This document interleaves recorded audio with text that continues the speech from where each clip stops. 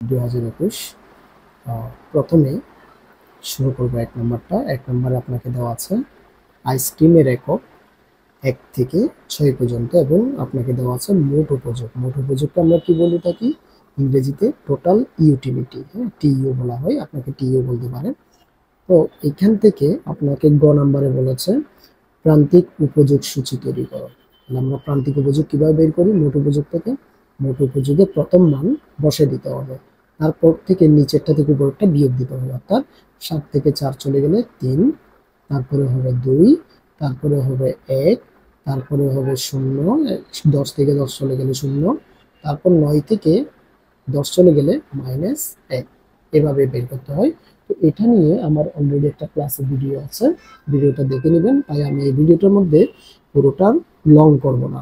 তারপর উদ্দীপকে কোন বিধিটি কার্যকর হয়েছে তার ব্যতিক্রম সমূহ আলোচনা করো।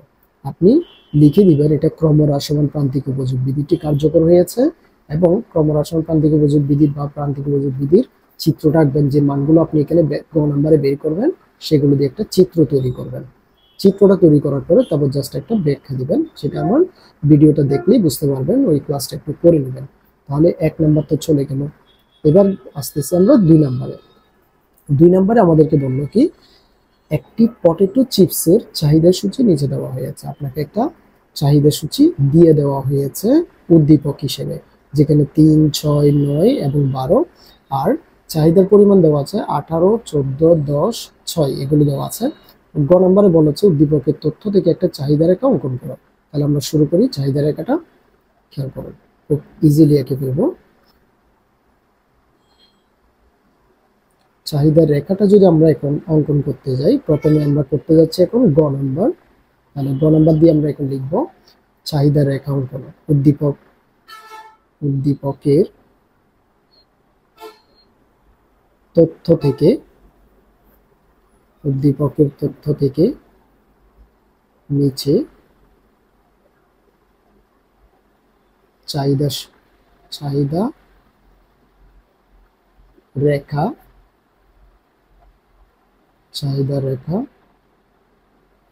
অঙ্কন করা হলো। চাহিদা রেখা অঙ্কন করা হলো। সো আমরা প্রথমে একটা লম্ব অক্ষ নিব এবং একটা নিব ভূমি অক্ষর। এখন আমরা তাহলে শুরু করব। প্রথমে লিখব আমরা কি এখন 0, অর্থাৎ কেন্দ্রে আমরা লিখব 0, উপরে দেখাবো আমরা দাম, আর ভূমি অক্ষে দেখাবো আমরা পরিমাণ। ওকে, তাহলে আসুন আমাদের কি কি দেওয়া আছে দেখি। আমাদেরকে দেওয়া আছে দাম দেওয়া আছে 3, 6, 9, 12, আর পরিমাণ দেওয়া আছে 4 করে করে হ্রাস পেয়েছে। তাহলে প্রথমে আমরা লিখব 3, তারপরে 6, 9 এবং 12। তারপরে পরিমাণগুলো দেওয়া আছে দেখুন 18, 14, 10, 4, 6, কিন্তু আমরা প্রথম থেকে 18 লিখতে পারবো না, আমরা লিখবো ছোট সংখ্যা থেকে। অর্থাৎ এখানে 18 আমরা লিখতে পারবো না, আমরা লিখবো ছোট সংখ্যা থেকে। তাহলে ছোট সংখ্যা প্রথমে দেওয়া আছে 6, 6 এর পরে হলো 10, তারপরে হলো 14 এবং এরপরে হলো 18। ওকে, তাহলে এবার আমরা কাজ শুরু করব। আমাদের প্রথমটা হলো 3 থেকে 18। তাহলে দেখুন 3 থেকে 18, 3 থেকে 18তে আমরা দাগ দিব।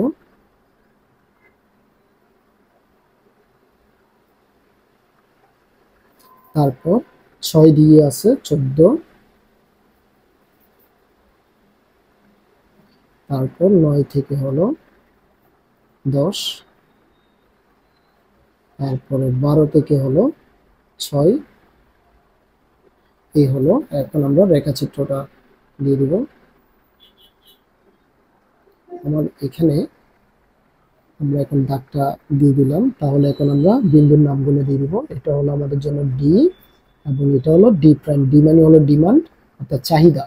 তাহলে এখানে আমরা লিখব এ, বি, সি এবং ডি।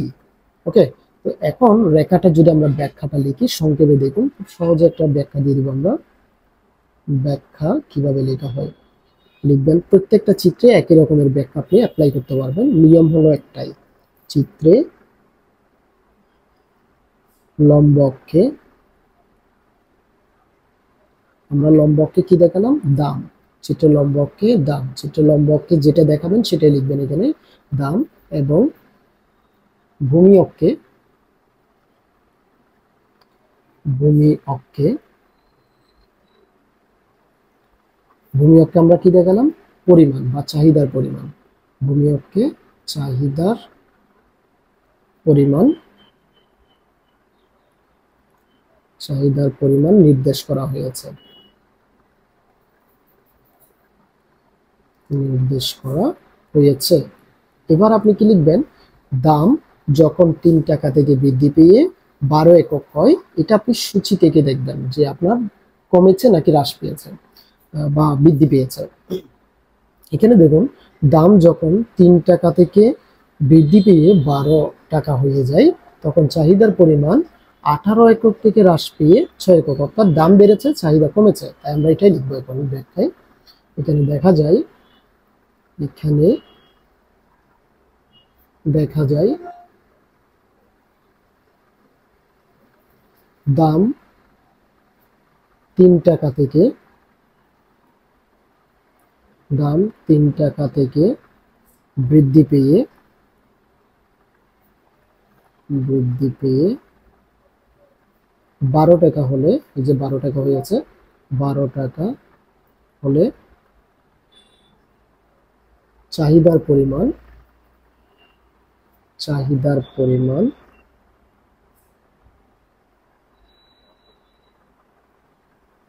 চাহিদার পরিমাণ 18 একক থেকে, 18 একক পরিমাণ হয় এককে, 18 একক থেকে হ্রাস পেয়ে,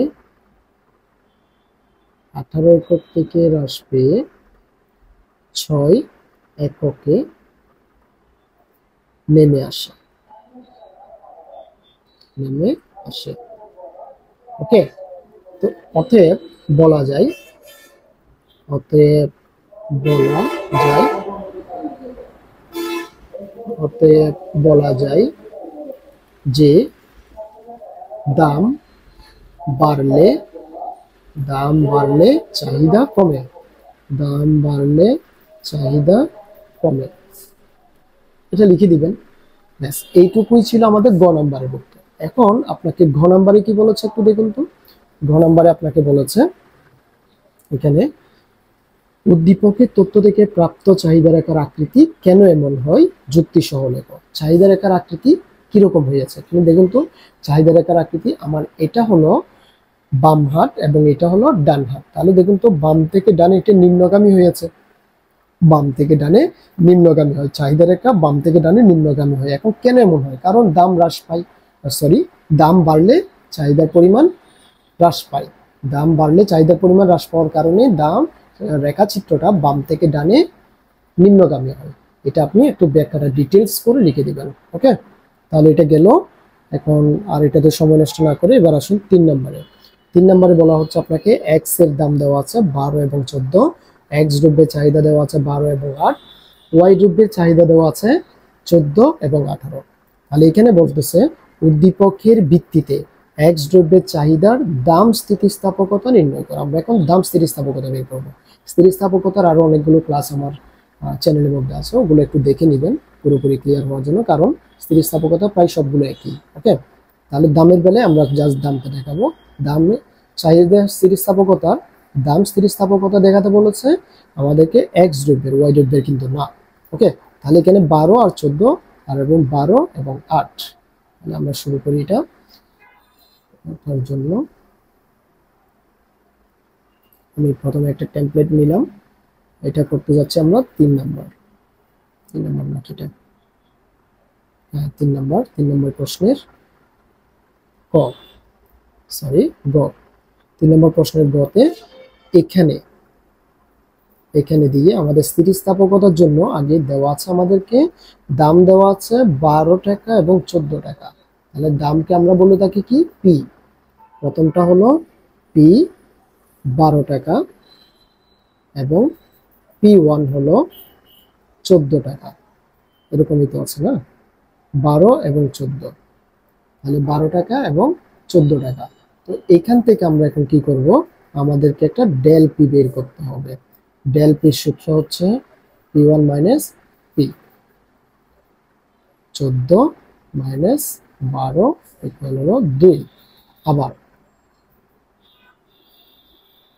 আবার কিউ অর্থাৎ পরিমাণ, কিউ আছে আমাদের এখানে 12 এবং 14, তাহলে কিউ হলো 12 এবং কিউ1 হলো 8। তাহলে এই ক্ষেত্রে আমরা যদি ডেল কিউ বের করি, ডেল কিউ সূত্র সেম, কিউ1 মাইনাস কিউ, সুতরাং 8 বিয়োগ 12 সমান -4। এবার আমরা দাম স্থিতিস্থাপকতার সূত্রটা অ্যাপ্লাই করব। তাহলে এখন লিখব কি, আমরা জানি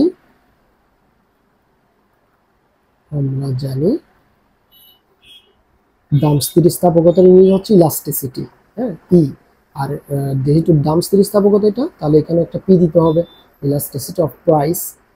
এখন আমরা সূত্র বসাবো, সূত্র হচ্ছে সবগুলোর একই রকম, ডেল কিউ বাই কিউ এবং ডেল পি বাই পি। তো এই ক্ষেত্রে হয় কি, আপনি যেহেতু এটা দাম স্থিতিস্থাপকতা বা চাহিদা স্থিতিস্থাপকতা না হয়ে যদি অন্য কোনো স্থিতিস্থাপকতা হয়, তখন এটা কোন দ্রব্য সেটা উল্লেখ করতে হবে। তাহলে এটা হচ্ছে আমাদের এক্স দ্রব্য, আমরা এখানে অফ এক্সটা বসিয়ে দিব, অফ এক্স দ্রব্য। ওকে, আশা করি বুঝছেন। এবার আমরা শুরু করি, আমাদের মানগুলো বসিয়ে নিই। আমাদের ডেল কিউর মান হচ্ছে -4 আর শুধু কিউর মান হলো 12। তারপর ডেল পির মান হলো 2 এবং পি এর মান হলো 12। তারপর এবার আমরা এখন কি করব, এটাকে পুরো বসাবো, -4/12 ভাগ এটাকে গুণ দিলাম, তাহলে এটা উল্টে যাবে, এই 12টা উপরে এবং 2টা নিচে। আর 12 কাটাকাটি গেল, এটা দিয়ে এটা কাটলে 2, অর্থাৎ -2 হচ্ছে, কিন্তু আমরা স্থিতিস্থাপকতায় -1 গ্রহণ করি না, তাহলে শুধুই 2 হবে উত্তর। ওকে, অথবা আপনি যদি -2 ইউজ করেন তাহলে এখানে <1 লিখে দিবেন। যদি -2 বের হয়, আমরা -2 দিয়ে করি, তাহলে এখানে আমরা লিখে দেব <1। ওকে, তাহলে এই গেল আমাদের দাম স্থিতিস্থাপকতা। এখন আসুন আমরা ঘ নাম্বারটা করি, এটা খুবই ইম্পর্টেন্ট। ঘ নাম্বারে বলা হচ্ছে একটি আড়াআড়ি স্থিতিস্থাপকতার ভিত্তিতে উপরোক্ত দুটি দ্রব্যের সম্পর্কের প্রকৃতি বিশ্লেষণ করো। আপনাকে বলেছে এখন আড়াআড়ি স্থিতিস্থাপকতা, এই জিনিসটা একটু বুঝতে হবে। আড়াআড়ি বা ক্রস ইলাস্টিসিটির জন্য আপনাকে দুটি দ্রব্যকে এখন মিক্স করতে হবে। তো দুটি দ্রব্য যদি মিক্স করেন, আপনি এখনো কোনো দ্রব্য আমরা করি নাই, কোনটা, ওয়াই দ্রব্যটা আমরা এখনো করি নাই, তাহলে ওয়াই দ্রব্য থেকে আমরা পরিমাণ নিব আর দাম নিব অপর দ্রব্যটার। তাহলে দাম অপর দ্রব্য আছে এখানে এক্স দ্রব্য, তাহলে আমরা এখন এক্স দ্রব্যের দাম নিব আর ওয়াই দ্রব্যের পরিমাণ নিব। ওকে, তাহলে আমরা শুরু করি।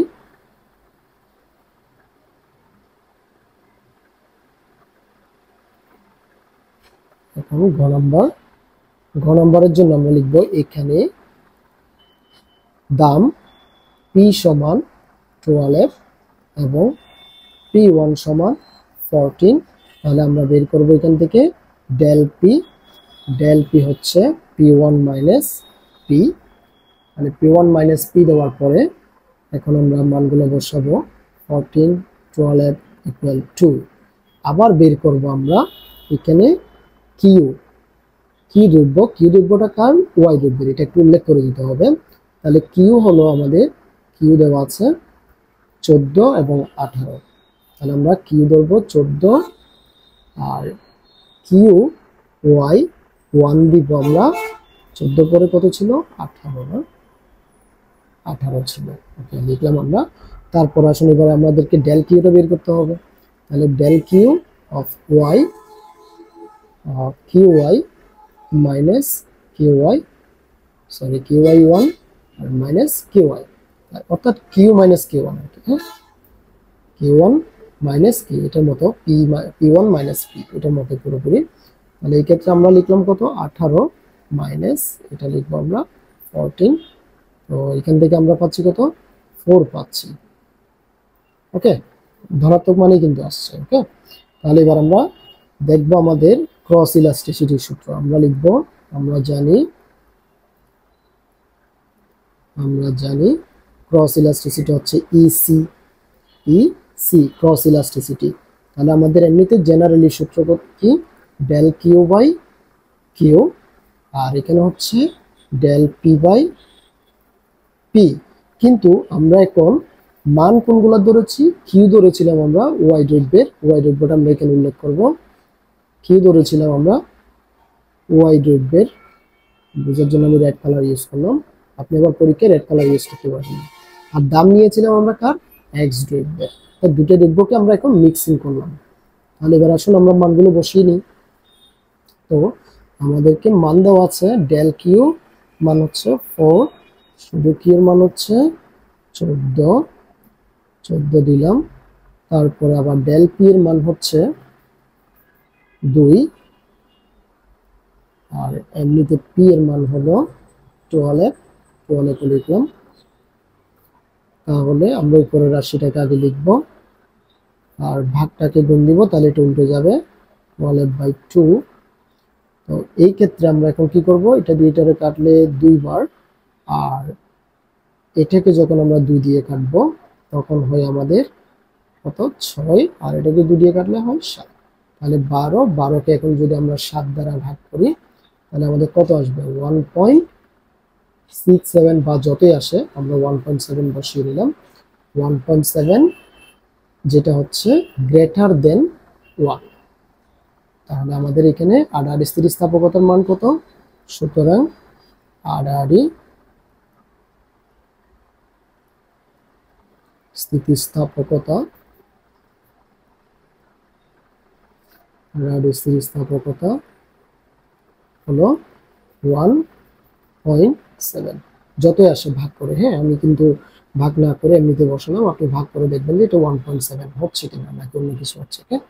তাহলে আসুন এবার আমরা সময় না বাড়িয়ে অন্য একটার দিকে যাই। এখন আমরা করতে যাচ্ছি 4 নাম্বার। 4 নাম্বারটার জন্য একটু খেয়াল করেন এখানে কি কি দেওয়া আছে। আপনাদের দাম দেওয়া আছে, এক দ্রব্যের দাম, চাহিদার পরিমাণ দেওয়া আছে এবং যোগানের পরিমাণও দেওয়া আছে। তো আমাদেরকে এখানে করতে বলেছে কি, গ নাম্বারে করতে বলেছে ভারসাম্য দাম ও পরিমাণ নির্ণয় করো। আমরা এখন ভারসাম্য দাম ও পরিমাণ বের করব, আমাদেরকে যে মানগুলো দেওয়া আছে সেই মানগুলো থেকে রেখাচিত্র অঙ্কন করার মাধ্যমে। ওকে, তো আমি এখানেই করে ফেলি, এটার জন্য অন্য পেজে না যাই। আমি করতেছি এখন 4 নম্বর প্রশ্নের গ, ভারসাম্য দাম আর পরিমাণ আমরা এখন বের করব। তো এটার জন্য আমাদেরকে একটা রেখাচিত্র আঁকতে হবে। দেখুন রেখাচিত্রটা, রেখাচিত্রের জন্য আমি নিচ্ছি কি, একটা লম্ব অক্ষ নিচ্ছি এবং আরেকটা নিব ভূমি অক্ষ। তারপর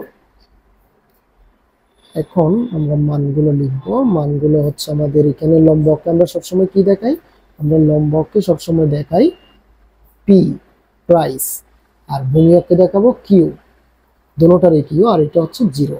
তাহলে দাম আছে কত, 20, 30, 40, 50, এলোমেলো ভাবে নাই, একদম সিরিয়ালি আছে। এলোমেলো ভাবে কিন্তু আপনাকে দিতে পারে, আপনাকে ওইভাবে মানগুলো নিতে হবে। প্রথম মান হলো 20, তারপরে হলো 30, এরপরে 40, তারপরে হলো 50। ওকে, তারপরে এখানেও 20 থেকে 50 পর্যন্ত আছে, আর এখানে 10 থেকে 40 পর্যন্ত। তাহলে এভারেজলি আমরা কত থেকে নিতে হবে, 10 থেকে 50 পর্যন্ত নিতে হবে। আমি এইভাবে নিচ্ছি 10, তারপরে হলো 20, এরপরে হলো 30, তারপরে হলো 40 এবং এরপরে হচ্ছে 50। ওকে, তারপরে এখন আমরা দাগটাই শুরু করব, দাগ টানবো। প্রথমে আমরা দাম দিয়ে আগে কার কাজ করব, আগে আমরা দাম দ্বারা চাহিদার কাজকে আগে করে ফেলবো, এটা এখন করবো না, দাম দিয়ে আগে চাহিদার কাজ করব। ওকে, তাহলে চাহিদার কাজের জন্য আমাদের 20 টাকা দিয়ে আছে 50 একক, 20 টাকা দিয়ে 50 একক। তারপরে 30 টাকা দিয়ে আছে 40 একক।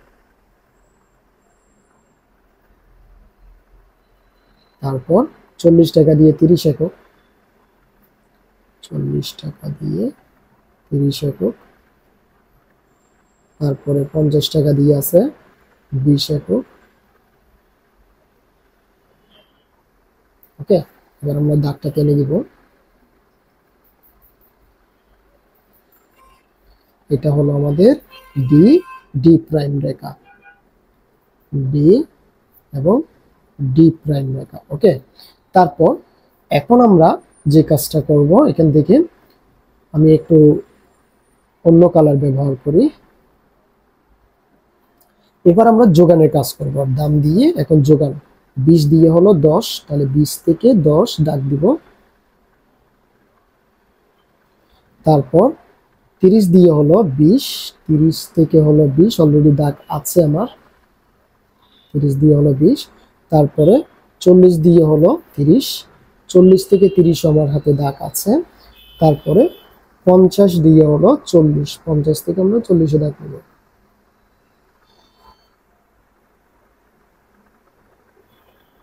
ওকে, এবার আমরা দাগটা দিয়ে দিব।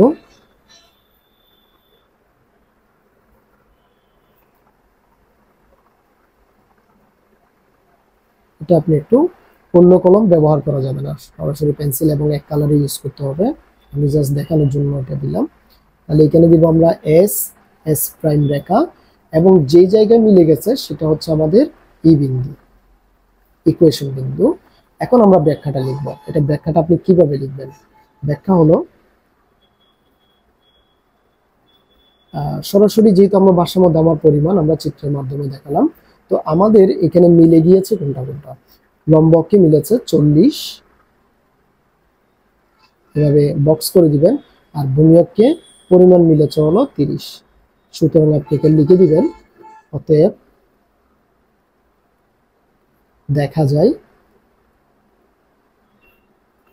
অতএব দেখা যায় ভারসাম্য